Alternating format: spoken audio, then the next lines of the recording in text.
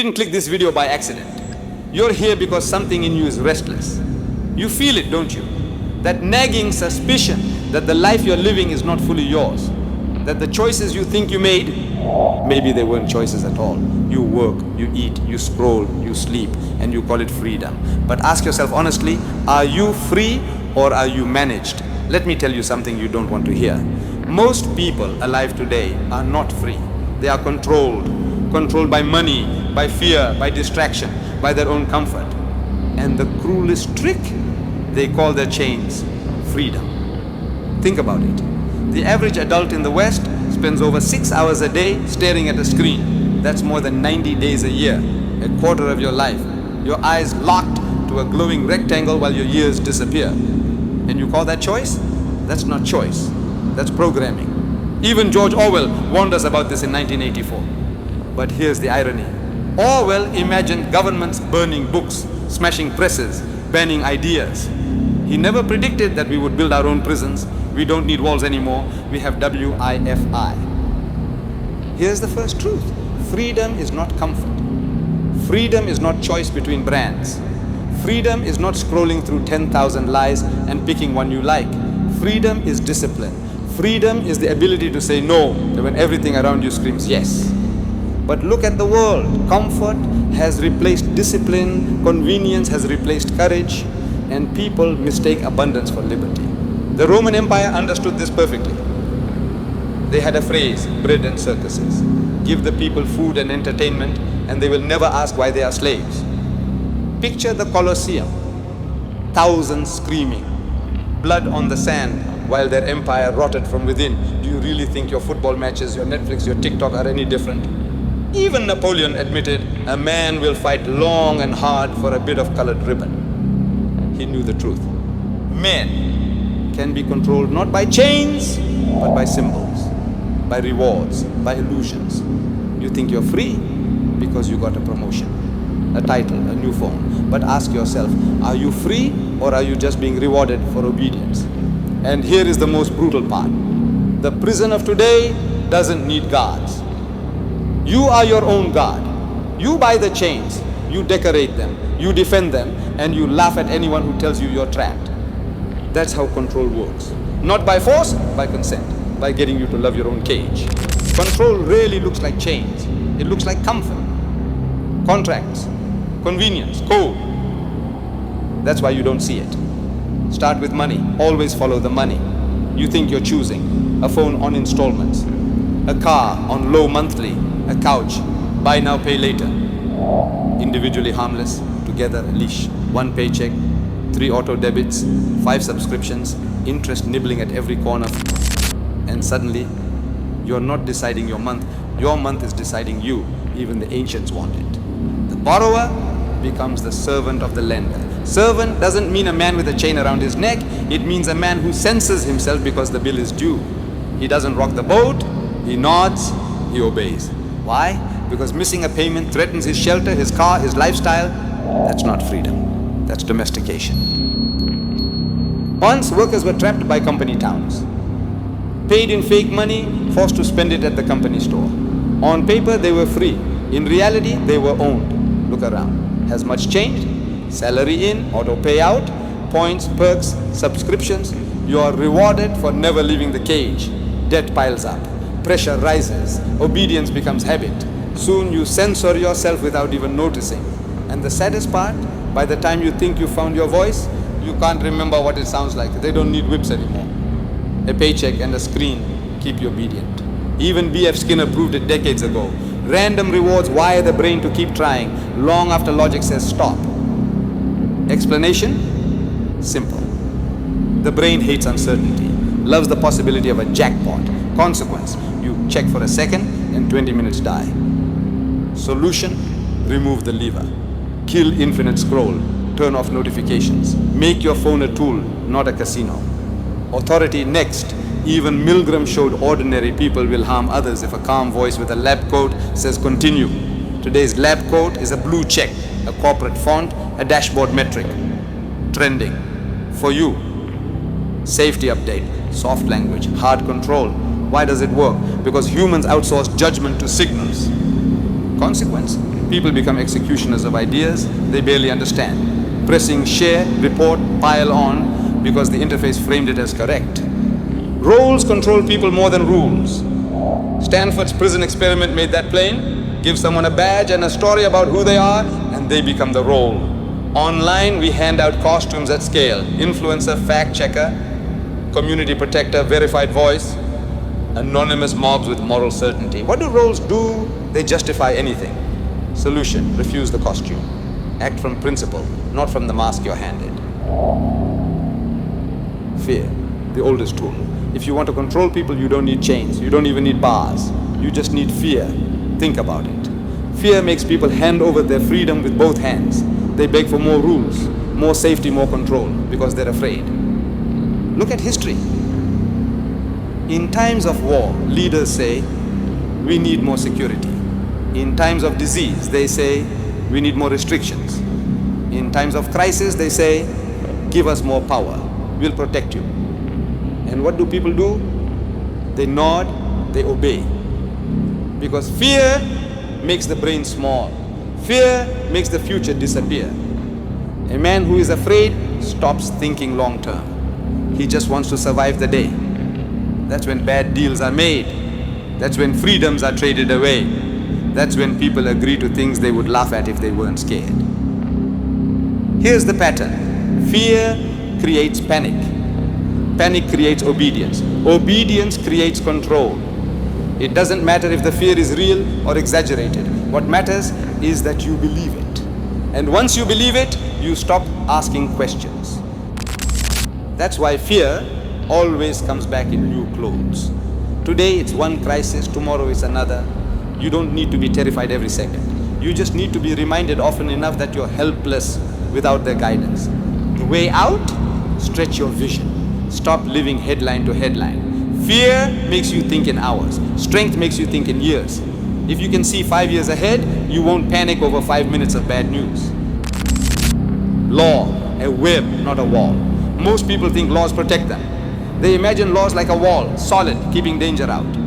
But in reality, laws are a web, and webs don't protect flies. They trap them. Modern laws are written so wide and vague that everyone is guilty of something. That's the trick. You can't live a single day without breaking a rule. And when everyone is guilty, no one is free. Because freedom doesn't depend on innocence anymore. It depends on whether they choose to catch you. That's control. Not punishing all, but keeping all capable of being punished. You behave not because you are safe, but because you know the rope can be pulled at any time. The illusion is that laws serve you. The truth is that laws serve power. Media, the voice in your head. You think your thoughts are your own? Think again. Media is not just information. It's programming. Every headline, every movie, every scroll, a drip feed of images and words designed to set the boundaries of your mind. It doesn't tell you what to think. It tells you what is even possible to think. It floods you with fear when they need obedience. It distracts you with gossip when they need silence. It divides you with outrage when they need control. Ask yourself, why is the news always about conflict, fear, scandal? Because calm people are hard to control.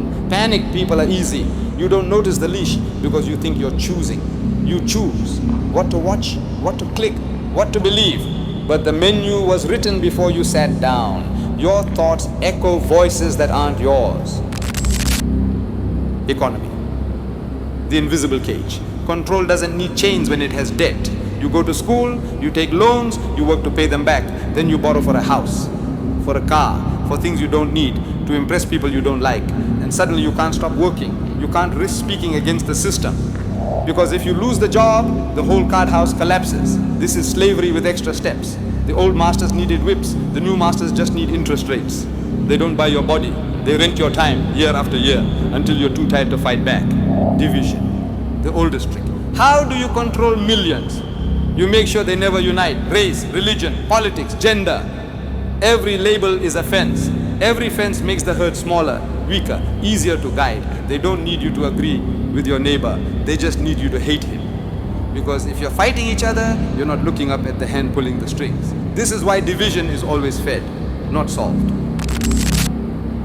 The illusion of freedom. So here's the truth. Freedom today is theater.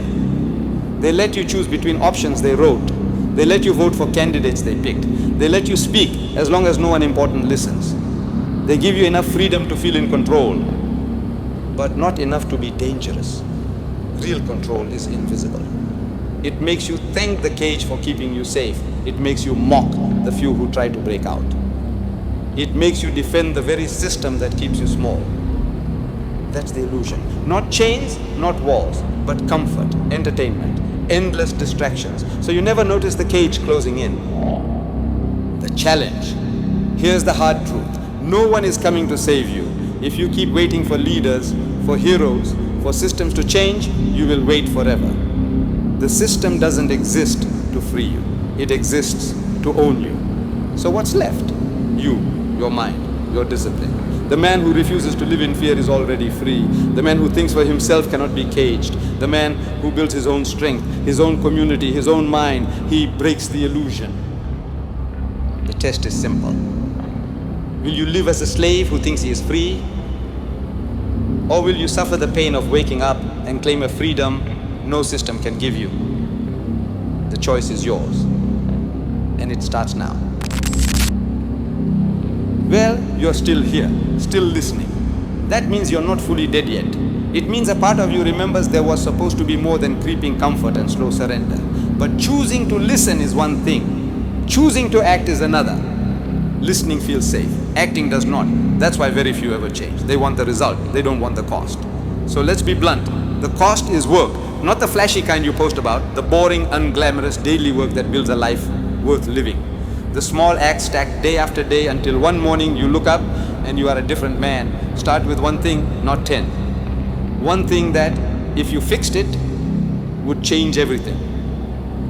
Maybe it's your attention. Maybe it's your body. Maybe it's your debt. Maybe it's the people you keep around. Pick one. Defend it with discipline. Listen to this truth. You cannot be half awake and lead a life of purpose. Half measures break you. You will either carve a path with steady steps or be worn down by excuses. History rewards the steady. Think of the men who shaped history. They did ordinary things every day. They rose at hours others slept. They read while others partied. They practiced what others only preached. That's not mystical. It's ordinary choices repeated without apology. You want a visual? Picture a field at dawn. One man is out there swinging a blade, cutting furrows. Another sleeps until noon and wonders why his fields are bare. The laborer who shows up every morning, he eats.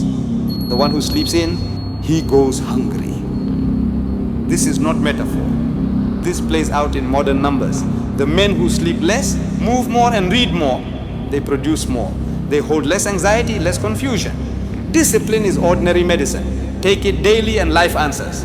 Don't confuse action with motion. People are busy all the time. Busy does not equal progress. Progress is measured by what you ship, not what you schedule.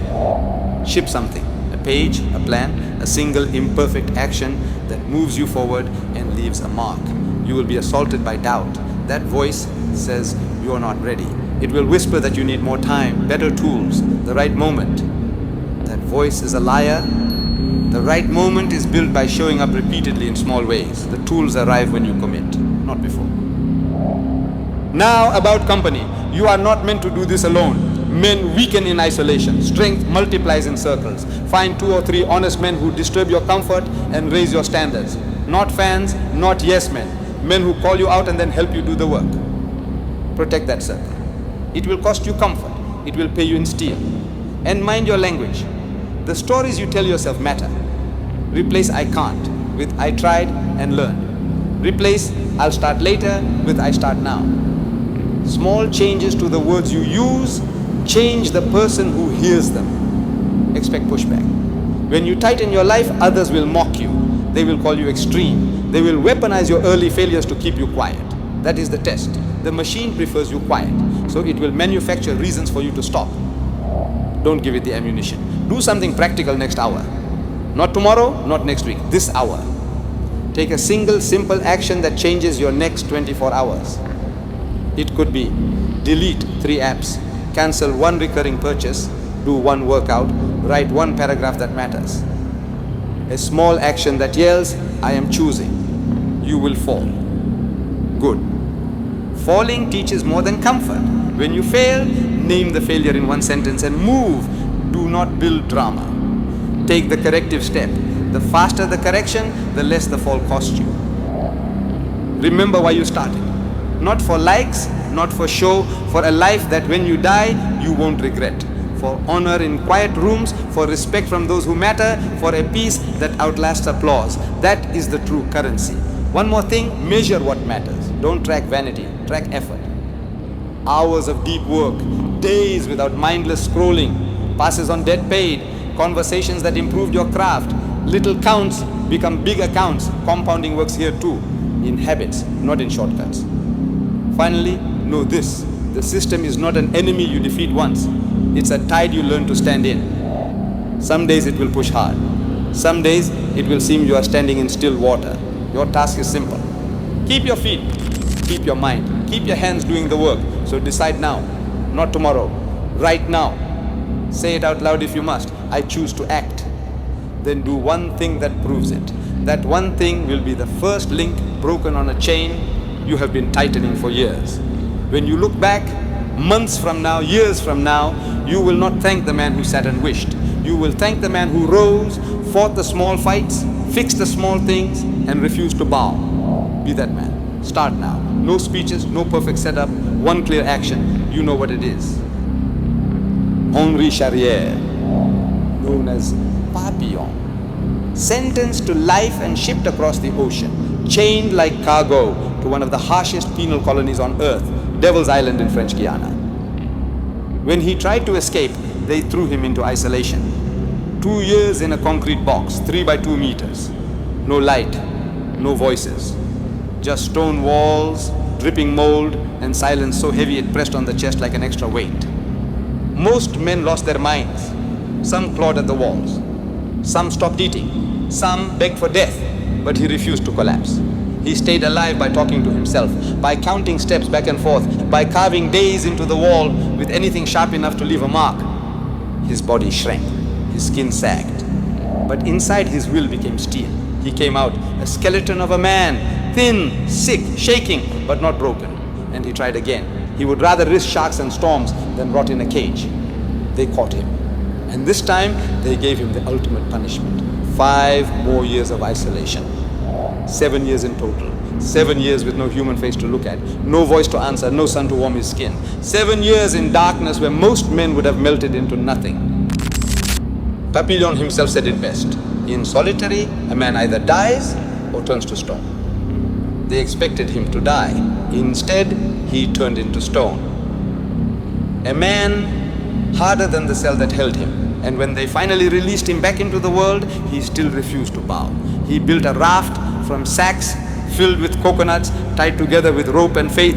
He threw himself into the ocean. He chose waves and hunger and the unknown over chains. And then he vanished. Not as a prisoner, but as a free man. That's the truth. They tried to bury him in silence. They tried to erase him with darkness. But what they did was prove a brutal fact. When a man holds on to his last possession, his will, there is no cage strong enough to keep him. So think about it. If a man can survive 7 years in a box, built to break the human spirit, and still find the courage to carve his way out, what's your excuse? You live in a world with light, food, endless opportunity, yet you waste it staring at screens, envying men braver than you. The lesson is not just Papillon's escape. The lesson is this: freedom is not given, it is taken. And the first prison you must break out of is the one you built in your own head.